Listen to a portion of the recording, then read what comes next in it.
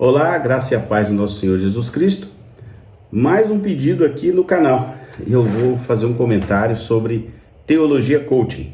A pessoa viu eu falar um pouquinho sobre essa teologia chamada teologia progressista e veio me perguntando o que eu achava dessa chamada teologia coaching. Bom, primeira coisa que eu quero deixar claro no vídeo, que eu não tenho nada contra coaching, nem os profissionais, nem a técnica, que eu também já usei e uso essa técnica.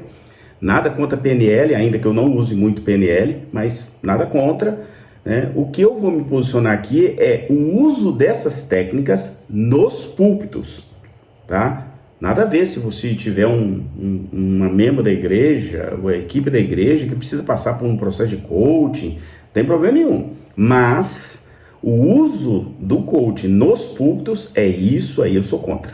Aí eu sou contra mesmo, né? Porque eu vi recentemente um post, me mandaram um convite de um pastor que vai começar uma série, e a série que ele se intitula Jesus, o maior coaching de todos os tempos.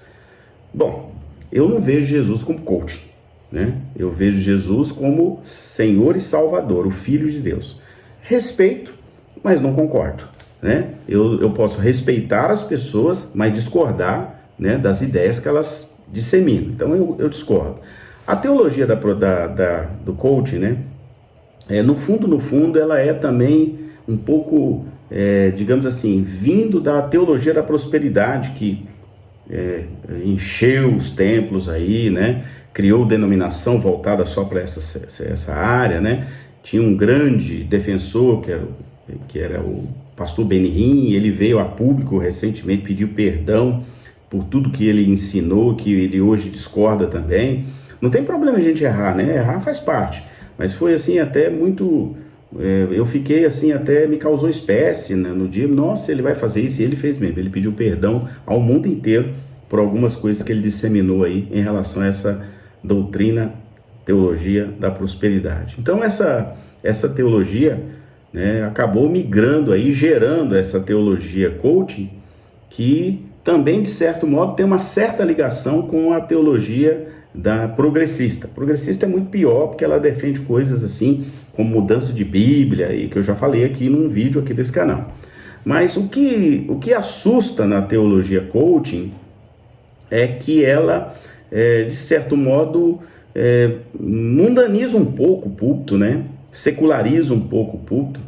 Ela gera um chamado relaxamento doutrinário que, se não for muito bem recebido pelas pessoas, pode gerar uma apostasia. Esses são os perigos assim que eu vejo, né? Então, assim, às vezes defende, né?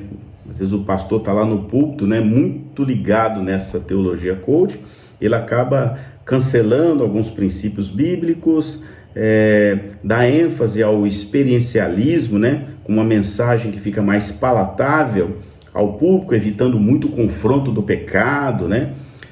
Falam muito da hipergraça, desse teísmo mais aberto, né? E trabalham para que o ambiente do púlpito e consequentemente, a igreja que está ouvindo aquilo, gere um ambiente mais, digamos assim, emocionalmente agradável, né? Evita o evangelho do confronto, que é exatamente o evangelho que muda a vida, né? Então, a Bíblia me ensina que eu preciso confrontar a mim mesmo pelo pecado, pelo meu procedimento, né? Para que eu me torne, segundo a própria palavra, mais parecido com Cristo Jesus, né? Eu tenho que me tornar cada dia mais parecido com Cristo Jesus. Alguns textos bíblicos, né, que poderiam nos ajudar aí, 1 Timóteo 4, de 1 a 2, vai dizer assim: mas o Espírito expressamente diz que nos últimos tempos apostatarão alguns da fé, dando ouvidos a espíritos enganadores e a doutrinas de demônios, pela hipocrisia dos homens que falam mentiras, tendo cauterizada a sua própria consciência.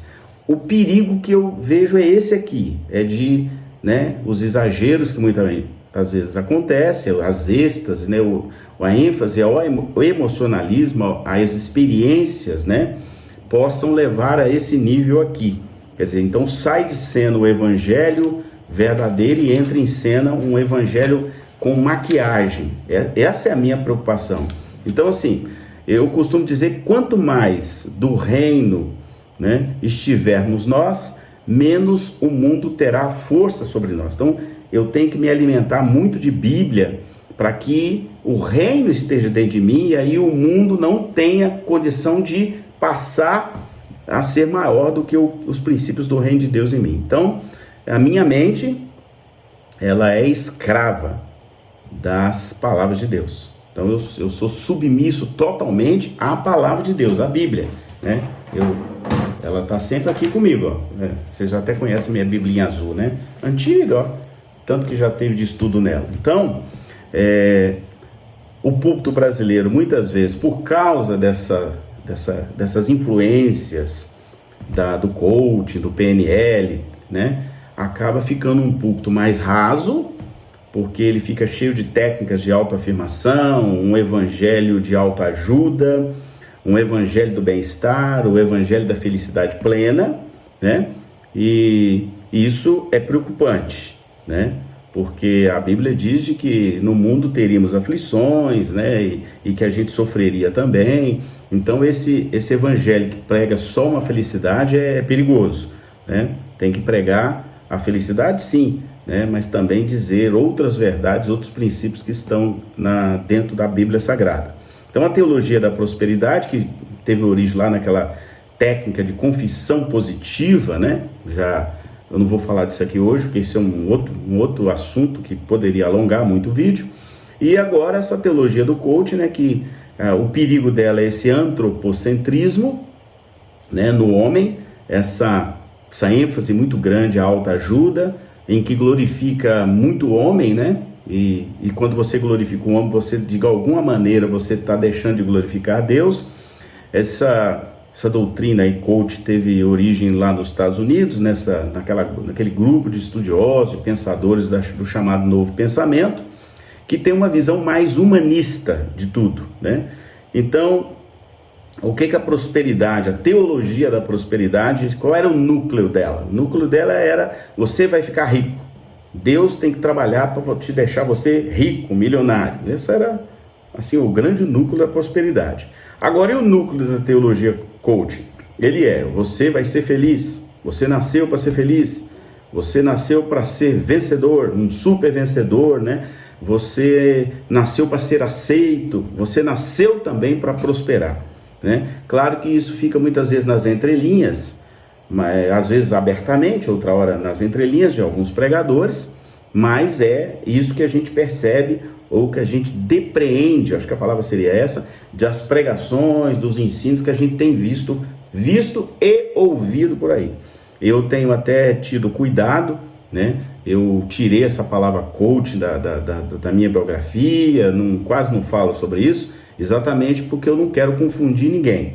E a outra coisa também importante é que eu tenho filtrado muito o que eu escuto, muito. Então, assim, muitos desses pregadores, né, que estão muito nessa linha de progressismo, de riqueza, e fazendo funil de vendas para ficar rico, enfim, eu estou abdicando, estou deixando de seguir, inclusive, porque eu não quero escutar essas coisas, para não comprometer, né, o pensamento de Deus sobre mim. Eu quero ficar firmada na palavra de Deus o tempo todo. Então, o importante é saber qual fonte você bebe. Você bebe da fonte verdadeira, que é a palavra de Deus, ou você prefere beber de mensagens de autoajuda, livros de autoajuda, ou pregações, ou ministrações, ou mensagens baseadas em livros como, por exemplo, Provérbios, que só fala de coisas assim, que é uma literatura que, né, não te dá uma certeza absoluta de nada, né, apenas que te recomenda determinadas coisas, né, e nos dá, né, a visão de que você pode alguma coisa e tal. Então, eu costumo dizer de que eu vou ficar com a Bíblia, que diz que eu preciso de Deus, Deus é soberano, eu não posso nem marcar a hora para Deus fazer milagre, nem me dar riqueza ou não dar, porque isso é consequência da minha fidelidade ao Senhor, né? E quem me dá a vitória é Deus. Então, quero reforçar de que, mais uma vez, né, muito importante você ter discernimento, saber que a cruz é o caminho do arrependimento, que é preciso arrepender, que é preciso negar-se a si mesmo, né? Tem um texto na Bíblia que diz: negue-se, se você quer vir após mim, negue-se a si mesmo e siga-me, né? Então eu vou preferir seguir Jesus negando a mim mesmo, mesmo que eu tenha todo o direito de conhecer os meus pontos fortes, meus pontos fracos, né? Conhecer toda essa técnica, mas essa técnica eu tomei uma decisão já há algum tempo atrás, eu não levo para púlpito sob nenhuma hipótese. Púlpito é lugar de Bíblia, é lugar de pregar salvação, graça, o juízo de Deus, né? O pregar sobre pecado, né? Para que as pessoas possam ser alcançadas pela graça, possam abdicar de pecar. Então eu tenho procurado estar nessa visão aí.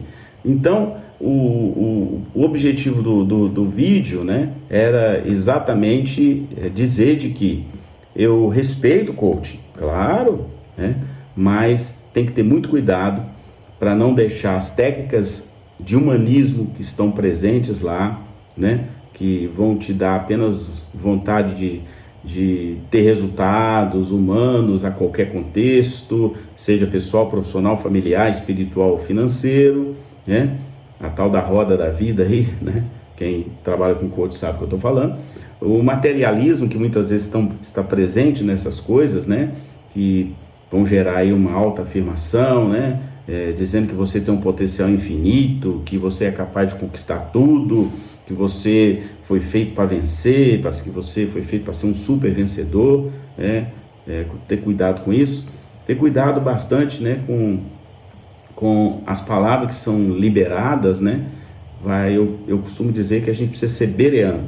O crente bereano, inclusive eu digo isso para as minhas ovelhas. Quando eu pregar alguma coisa, eu fico com a Bíblia aberta, porque se eu pregar alguma coisa que estiver fora da Bíblia, vocês me procurem depois e me corrijam, né? Então eu quero ser corrigido pelo Senhor, né? Eu quero deixar aqui uma palavra que está em Jeremias 9, 23 e 27, que vai dizer assim: assim diz o Senhor, não se glorie o sábio em sua sabedoria, nem o forte em sua força, nem o rico em sua riqueza, mas quem se gloriar, glorie-se nisto, em compreender-me e me conhecer-me, pois eu sou o Senhor, e ajo com lealdade, com justiça e com retidão sobre a terra, pois é dessas coisas que me agrado. Então, olha só, isso está na Bíblia, profeta Jeremias, né? E ele vai dizer, né, assim também, né, talvez vocês conheçam esse texto, Jeremias 17, 5 e 7, diz assim: assim diz o Senhor, maldito é o homem que confia em homens, né, que faz da humanidade mortal a sua força, mas que o coração se afasta do Senhor. Então a gente tem que ter cuidado com essas coisas aí, tá? Então, é muito importante que você conheça todas as coisas, né, que você saiba de todas as coisas, e que a Bíblia nos ensina de que haveria uma apostasia e que levantar-se-iam muitos falsos mestres, né? Então a gente tem que ter cuidado com isso. O conselho que Paulo dá a Timóteo, eu estou com a outra Bíblia do lado de cá, conserve a sua fé, a boa consciência, ao qual alguns rejeitando fizeram um naufrágio da fé. Isso está em 1 Timóteo 1, 19, 20, né? E aí ele é mais pesado aqui, né? Ele é pesado aqui. Ele diz assim: entre esses foram Himeneu e Alexandre, os quais entreguei a Satanás para que aprenda a não blasfemar. Paulo dá uma chicotada aqui. Se der uma chicotada dessa hoje, né, em algumas igrejas, é capaz que você é chamado de herege, né? Só que está na Bíblia aqui. E aí ele diz também lá em 2 Tessalonicenses, né? Ora, irmãos, rogamos pela vinda do Senhor Jesus Cristo e pela nossa reunião com Ele, tá? Ninguém de maneira alguma vos engane, porque não será assim, sem que antes venha a apostasia e se manifeste o homem do pecado, o filho da perdição. Então a gente tem que ter cuidado com isso. Não estou chamando aqui nenhum pastor, não estou citando o nome de ninguém aqui, exatamente para não fazer um julgamento que eu não posso fazer. O que eu estou colocando é minha opinião sobre a doutrina chamada teologia do coaching, que está muito presente aí hoje por tudo quanto é canto, né? Então, quero deixar com você esses ensinamentos, que você possa lembrar de conservar, né, a sua fé, conservar a sua vida diante do altar de Deus e no altar de Deus. Que Deus te abençoe em nome de Jesus.